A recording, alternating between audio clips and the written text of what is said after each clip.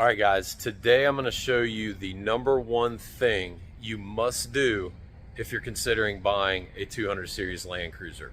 Most people do not do this. Most people don't ever check this or think to check it.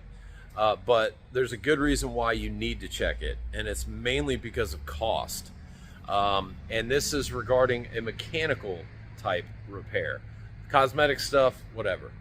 This is a mechanical repair issue that is fairly common on these 200 series and really any Toyota with this style setup that I'll get into in a minute. I know you guys have missed me. I know I haven't had a lot of content here recently. We're working on some stuff, so you will soon. As you see here, just bought this 200 series. This is a 2013 200 series Land Cruiser, obviously. Just over 135,000 miles, two-owner car from Texas. You know my deal. Really good service history, good pedigree. So we're working on this. This is going to be a few weeks out, maybe even a month out, you know, just with what else we have going on. So without further ado, let me turn this camera around and let me show you what I'm talking about. All right, so here we are inside the Land Cruiser, and what I want to do is engage for low. And I'll explain, obviously, anything on the 200 series is an electronic actuator. So the transfer case is engaged to for low and the diff lock electronically. I know most of you know that. Even in the owner's manual, Toyota will tell you to often engage for low. And that just prevents the actuator that engages for low from sticking. I have dealt with it many times over the years where you get a car in and the actuator is stuck. Now, I will say most of the time you can get them unstuck. And that's really just with a series of driving it forward, reverse, engaging for low, coming back out, engaging for low. You're just sending the signal to the actuator to constantly try to engage. If it does not engage, and the actuator is stuck, then you're gonna replace the, you know, most people will tell you they can't just do the actuator, they need to replace the whole transfer case. And as we know, that's a very expensive repair on one of these cars. I've never done it myself, but you're talking thousands of dollars. A lot of people like to argue and talk about the coolant valley plate and the cam towers that you will see from time to time on any 5.7 that can leak. Neither one of those are big deals. They're not super expensive and they're not big deals, even though they're made big deals online. The big deal is this transfer case. If you can't engage for low and you need to use it, well then you're stuck.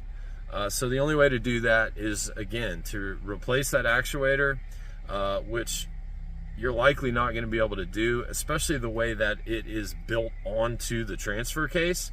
I know the Gen 4 4Runners, you could do the actuator alone, but on these 200 series, I don't think you're doing the actuator by itself, by the way that it's made onto the transfer case. And again, I've never done it myself.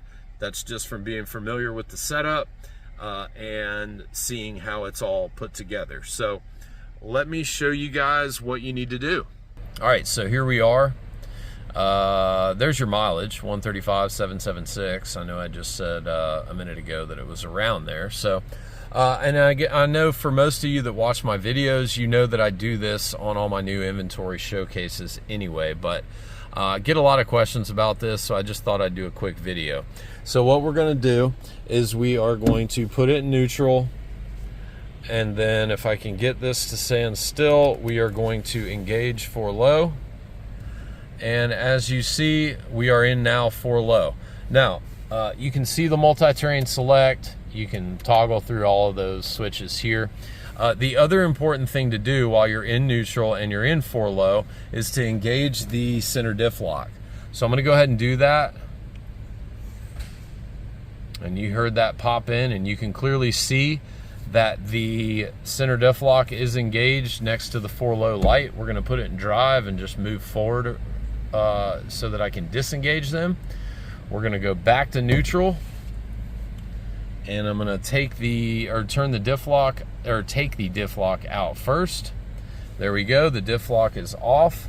And now we're just going to go back to 4 high. And there we are, everything's shut off. So we know that this Land Cruiser will, sorry, I hit the stop button. We know this Land Cruiser will come in and out of 4 low, and the center diff lock will engage. So no issues there. But again, I would venture to say that any of you who already own a 200 series that don't often engage 4 low, go out and try it and see what happens, because it might not engage if you're not doing it often. I try to do it on my personal car. I try to do it once a month. I don't always do it once a month. I just forget about it, but that's what I would recommend. It's not going to hurt going in and out, even more often if you can, remember to do that. So just a quick little video for you guys to remember that are in the market for a 200 series.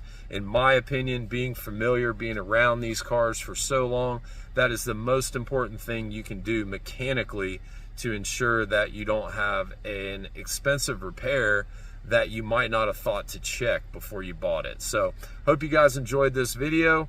As always, feel free to reach out any information about this car, and I'll keep you guys up to date on any of the new inventory we're working on in the background. Talk to you soon.